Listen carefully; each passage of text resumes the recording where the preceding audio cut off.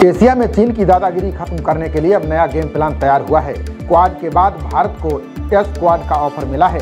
Philippines के सशस्त्र बलों के प्रमुख जनरल रोमियो एस ब्राउजर ने ये प्रस्ताव रखा है। चीन की चालबाजियों से निपटना है तो भारत को साथ लेना होगा।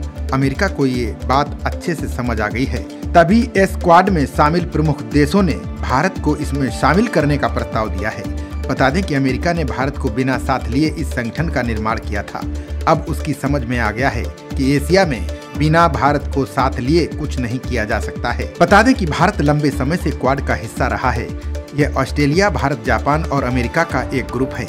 इसका मकसद इंडो पैसिफिक क्षेत्र को ओपन, स्टेबल और पारस्परस बनाना है। अब फिलीपींस ने भारत को इस क्वाड में शामिल होने का न्योता दे दिया है। यह ऑस्ट्रेलिया, जापान, अमेरिका और फिलीपींस का अनौपचारिक ग्रुप है जो दक्षिण चीन सागर में चीन की आक्रामकता को रोकने के लिए बना है। फिलीपींस की आर्म्ड फोर्सेस के chief of staff general Romeo S Warner ने कहा कि वे भारत और साउथ कोरिया को भी इस ग्रुप में शामिल करना चाहते हैं। उन्होंने दिल्ली में आयोजित रायसीना डायलॉग के दौरान कहा कि वे इस विषय पर भारत के सीडीएस जनरल अनिल चौहान से चर्चा करेंगे। चीन ने दक्षिण चीन सागर में कृत्रिम द्वीप बनाकर अपनी पकड़ मजबूत कर ली है। मिस्चीफ रीफ पर चीन ने 2.7 किलोमीटर लंबा रनवे तैयार किया है। यहाँ एयर डिफेंस और मिसाइल सिस्टम तैनात किए हैं। ये क्षेत्र रणनीतिक रूप से बेहद महत्वपूर्ण है। यहाँ से हर साल $3 ट्रिलियन का व्यापार होता है। बता दें कि मिस्चीफ रीफ दक्षिण चीन सागर में स्थित एक विवादित प्रवाल द्वीप है।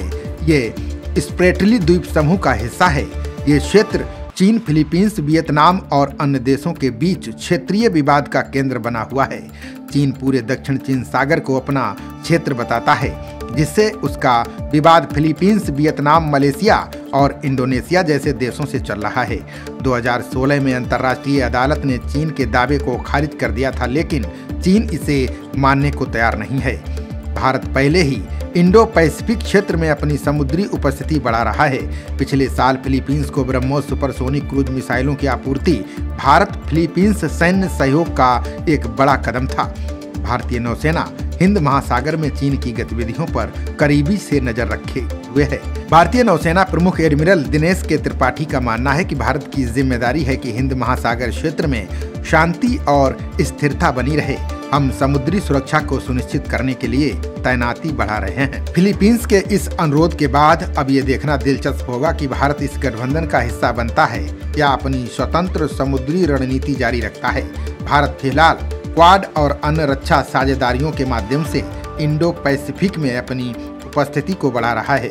ऐसे में एस क्वाड में शामिल होने का निर्णय भारत की समुद्री नीति और चीन के प्रति उसके रुख को नया मोड़ दे सकता है। खबरों का सिलसिला जारी रहेगा। देखते रहिए जनप्रवाद। नमस्कार।